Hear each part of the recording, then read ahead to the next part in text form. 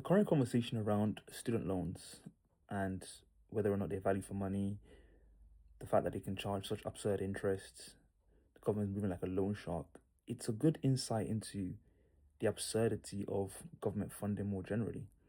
I did a few videos around when the budget dropped and they were talking about, oh, we have to cut this spending here so we can spend more here.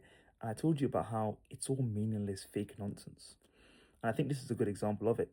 Student loans, like a university education, as a public good or commodity, how do you quantify that? Before it was free and the government could afford it. Then it became 3K, government could afford those loans. Then it became 9K, government could afford that. Now they're charging you interest where someone can borrow £45,000 and over their career pay back, well over £100,000, paying double the interest just because they want to use it as a way to balance their books. The rationale behind what they're really doing is like they want to increase spending somewhere. So their logic is that we have to get more money back from the public in some way. And graduates are the people they're now going to tax, because student loan is a tax. Like that's why you're not meant to pay it off. It's just meant to be like an extra tax you're paying for the government paying, for your university education. Why do we have that? When this journalist was on Question Time, and Fiona Bruce was like, well, there's got to be a system to pay for it. And the guy asked her, how did you pay for yours? Oh, it was free.